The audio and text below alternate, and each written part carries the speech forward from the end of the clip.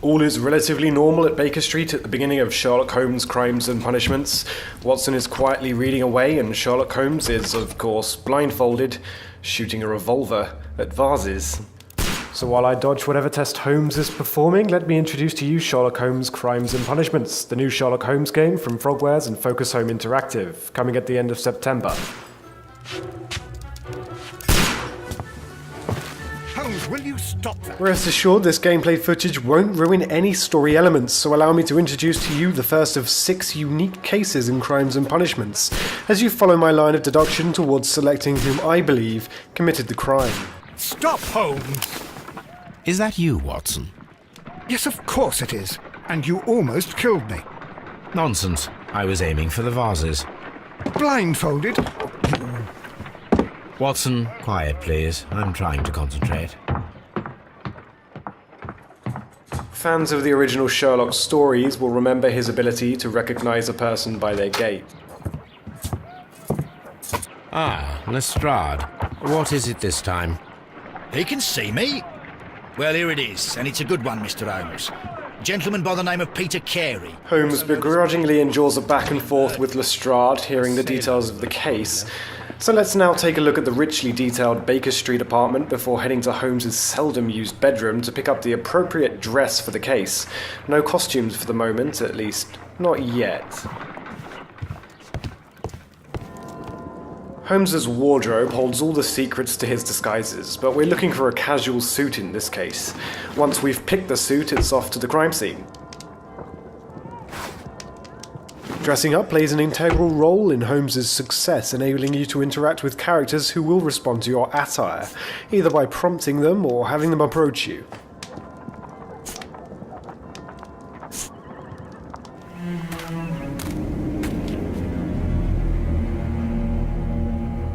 Mr. Holmes, I'm over here. Come on. Created with Unreal Engine 3, welcome to the particularly beautiful garden of Mrs. Carey, who, unlike the perp, just can't seem to pin her husband down. Let's avoid the bureaucratic procrastination of the police and head straight to Mrs. Carey. I'm able to go into first person, useful for getting a closer look at your surroundings, or simply if it fits your playstyle a little better. Now let's meet Mrs. Carey and enjoy some of the voice acting in Sherlock Holmes' Crimes and Punishments. Inspector Lestrade, when will you remove my husband's body? It's sacrilegious to leave him here like this. As soon as we can, Mrs. Carey, I assure you. Allow me to introduce you to Mr. Sherlock Holmes. He's a detective. No doubt you've heard of him. I'll wait for you in front of the cabin, Mr. Holmes. My condolences, Mrs. Carey. Thank you, Mr. Holmes.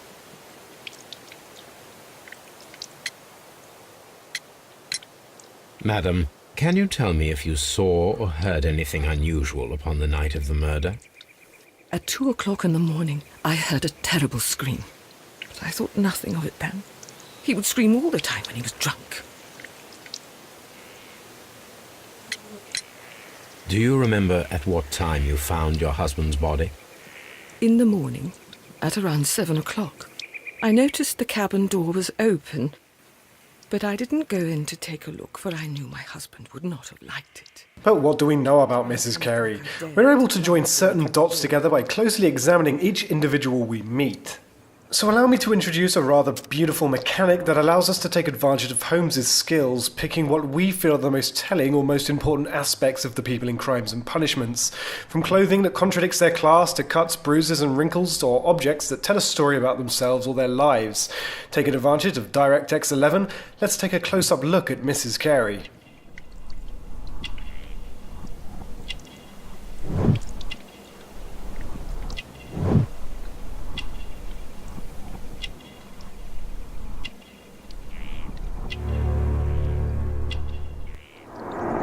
He was different, wasn't he, when you first met him upon your return from Plymouth? Yes, Mr. Holmes. Oh, my goodness, but how do you know about that? At this point, Holmes begins to use some of the character details obtained through close examination of Carey, much to her surprise. However, this is no mere automatic process. It's up to you to pick the evidence that supports Holmes's claim via the aforementioned QTE. Maine is from Plymouth. I believe that you met Peter Carey as a young sailor there, and you married him soon afterwards. That is indeed what happened, Mr. Holmes. How extraordinary.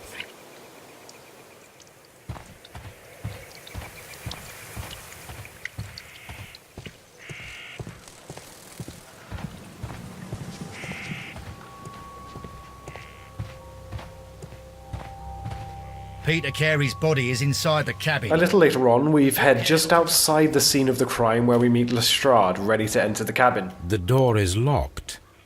Wait just a moment, Mr. Holmes, and I'll open it. I locked it yesterday to ensure that no one should enter the cabin and tamper with the evidence. Ah, good thinking. Hello. What is it, Lestrade? It seems to me that someone has tried to force it, Mr. Holmes. Lestrade has discovered that somebody has tried to force the lock. We'll need to take a closer look. Pressing on the gamepad will illuminate the tiniest of details difficult to pick up on with the naked eye.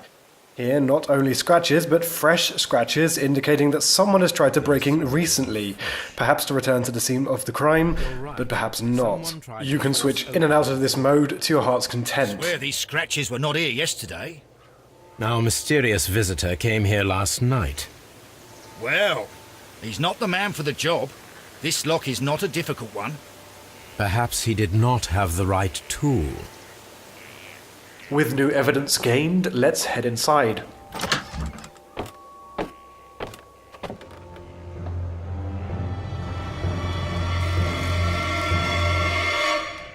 What a terrible way to die.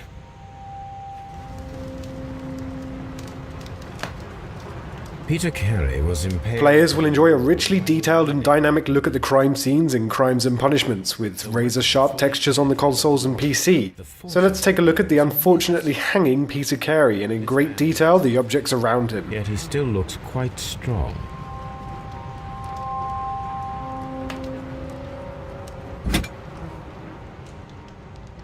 This blood is from the pool underneath the dead body. Heading down, we see a knife covered in blood and a notebook. Let's see if there's any useful information on either. Defend himself with this knife, but he did not succeed.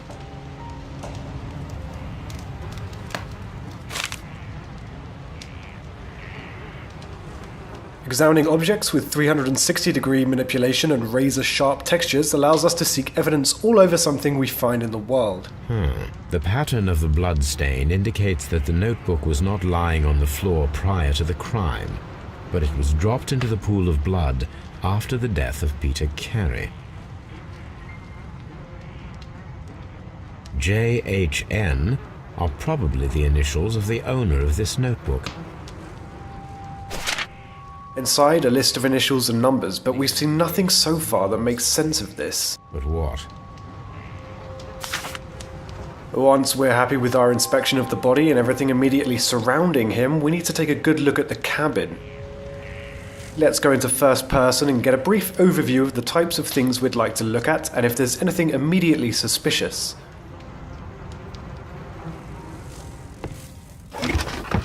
This chest contains Carey's belongings, including a pair of boots that may fit the footprints outside, which I didn't show you. Give it a try yourselves. Interesting. Peter Carey's boots. They look to be a size 8.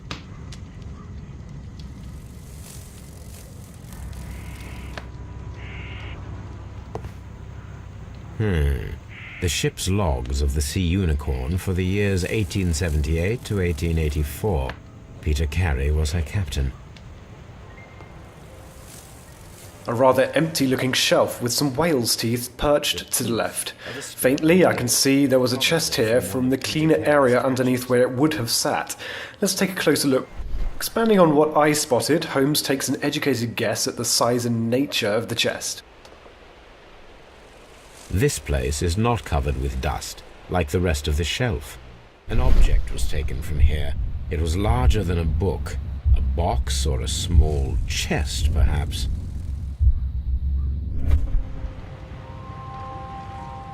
Someone drank from this glass recently.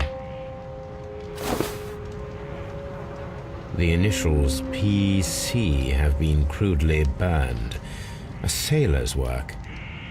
On the table, there's a pouch. Manipulating the object with the thumbsticks, I'm able to look inside and see that it's clearly a tobacco pouch. Holmes recognizes the scent, but to gain a clear picture, I have to arrange these shapes to form an image as part of the picture Holmes associates with the aroma. I won't show you how to do this, you'll have to solve it yourselves.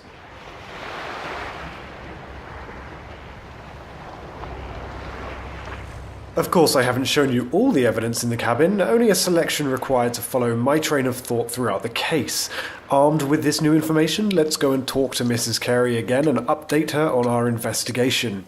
The garden is very large and well maintained. Do you employ someone to look after it?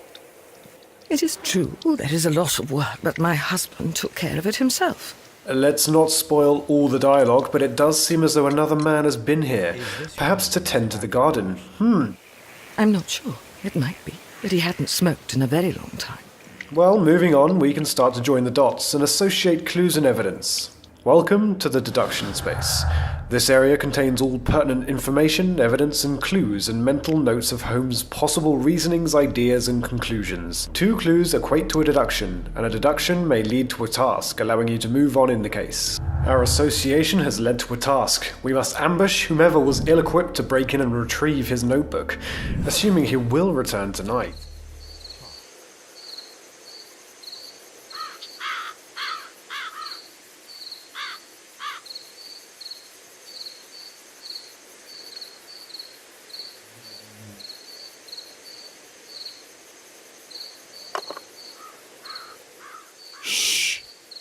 Did you hear that? A noise, and hey presto, a new suspect. A suspect who was certainly at the scene of the crime, as evidence suggests. But now we need a motive, despite Lestrade's eager temperament. There's someone there. I'm gonna collar him. I'll be right behind you. All right, my fine fellow. Who are you and what are you doing here? You're detectives, I suppose. You imagine that I'm connected with the death of Captain Carey. I assure you I'm innocent. Innocent? And what are you doing in his cabin? Shall I tell you?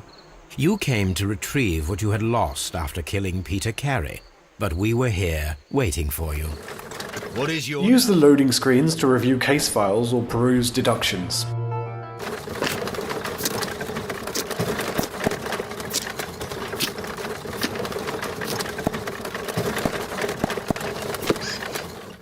We've reached Scotland Yard, the central hub for criminal evidence, interrogation, and, Holmes would argue, incompetence. With each case, we must review the collected physical evidence and interrogate the suspects. Holmes, can I help him? Good morning, Constable. I would like to speak to the fellow who was arrested at Woodman's Lee last night. Ah, the young man. He's waiting in the interrogation room. You can go straight through. His belongings are held in the evidence room. Thank you.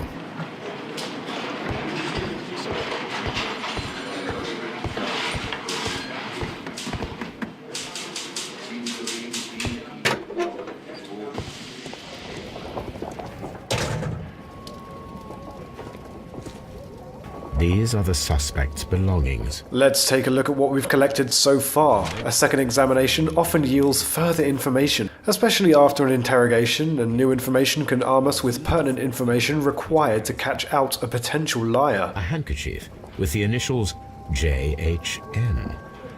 Along with what we've collected are the suspect's belongings, in this case a ring and handkerchief matching the initials of the notebook. From R. Dawson.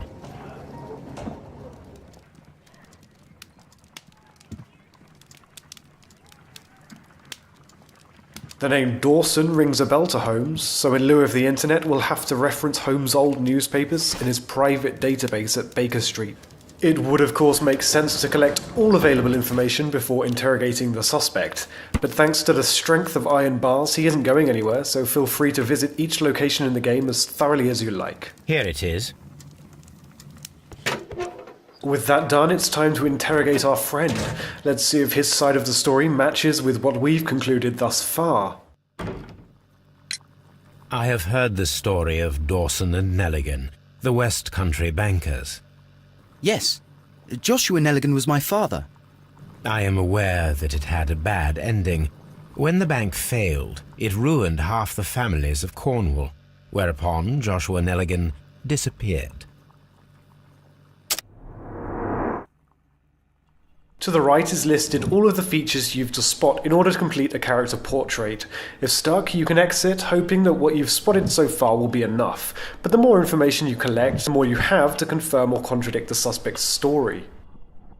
Certainly, Nelligan's expensive jacket, sloppily patched together, and the cuts on his hands, including the gold ring, indicate that Nelligan is a worker who somehow seems to be in possession of a few items he could clearly not afford.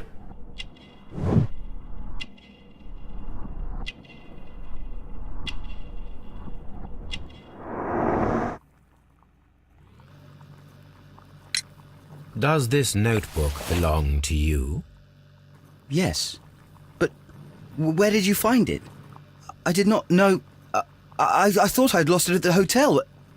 Developer Frogwares have painstakingly animated telling, emotive expressions on all of the characters in Crimes and Punishments, ensuring that, if lying, a suspect may leave a few telling signs, or if they're an especially good actor, may lead you down the wrong path. The sea knife was found near Carey's body. Tell me, Mr. Nelligan, did Mr. Carey try to defend himself or to attack you with it? I don't know. I didn't kill anyone. The police seized this valuable ring from you. Whose is it? I didn't steal it from anyone. It has always belonged to me.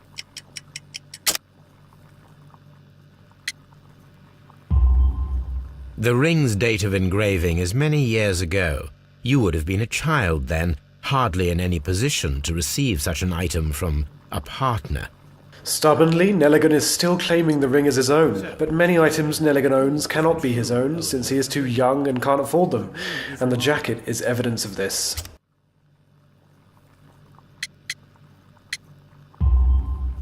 No, Mr. Nelligan.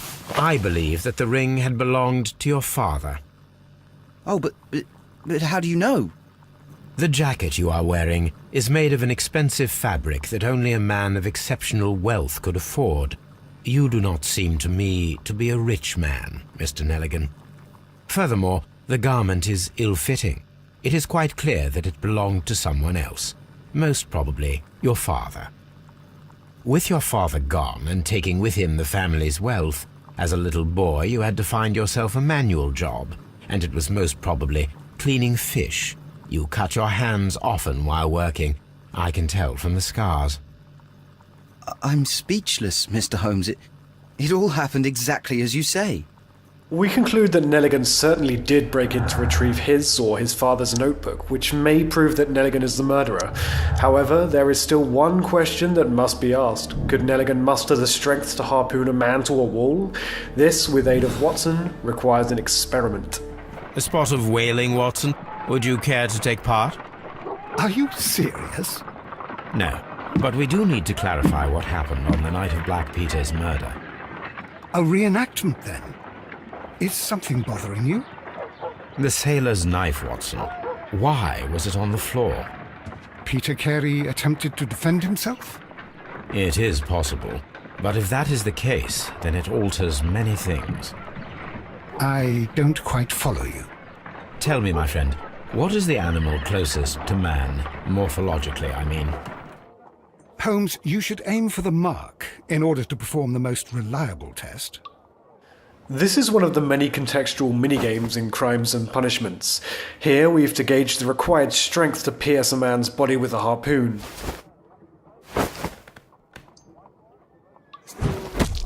Holmes, you should try to aim better and throw as hard as you can. This is the best possible result that I could get. Do you see, Watson? Throwing a harpoon and pinning a man to a wall requires either exceptional strength and training or diabolical luck. Skipping ahead, upon completion we can either rule out or confirm that Nelligan was in fact capable of committing this crime. All right. Perhaps it was a lucky throw, but through Carey's association to Nelligan, isn't it possible that Nelligan picked up the required skills to get such a lucky shot? Let's head back to the crime scene and rediscover some evidence we've been able to interact with thanks to new information uncovered through interrogations.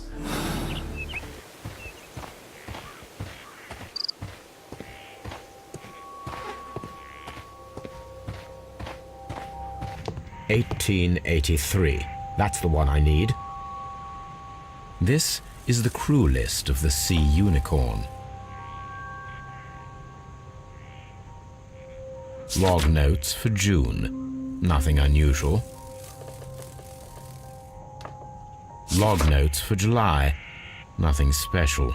Log notes for August. These pages have been torn away. An incident happened in August, and the pages have been torn out. Perhaps something between Carey and Nelligan's father? Remember, there are more suspects to interrogate and more locations to visit in this case. There's more evidence and more to find. How about Hurtley, the gardener? Reaching your ultimate conclusion is a matter of choosing conclusions that best fit the assumptions you've made throughout examining all the details of the case. There are multiple suspects for every case, and you'll only be able to follow them to a conviction if you've found the evidence required to implicate them. Miss out on valuable evidence, and you may find it impossible to convict the right suspect. As the picture grows clearer, you will eventually be presented with an ultimate conclusion, a perpetrator who you must either absolve by showing some understanding as to the reasons behind his supposed actions, or condemn by handing him over to Lestrade. However, it is entirely possible to condemn or absolve the wrong person. You will only be able to convict or absolve one suspect per case.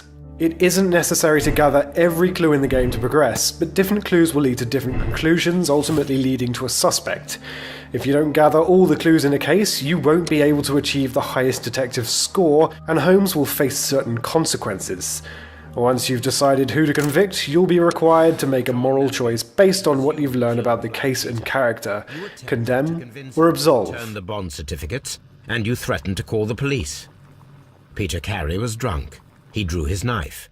In panic, you took the harpoon and made your lucky throw in self-defense. Put that in your report, Lestrade.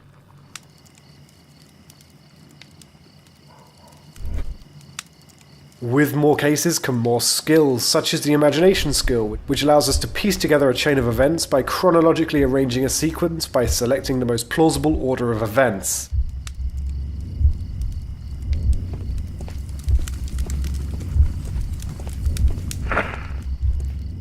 Judging the likelihood of the order is entirely up to you. Finally, we watch the sequence in full and Holmes gives his conclusion, the rewards of which can be reaped in the deduction space and used in interrogations. With 6 cases and appearances from some of the most memorable Sherlock Holmes characters, be sure to investigate Sherlock Holmes' Crimes and Punishments when it releases at the end of September. Thanks for watching. So Mr. Turner used a book to hide an object that he found on Kenneth Butler's body. The question is, what did he find?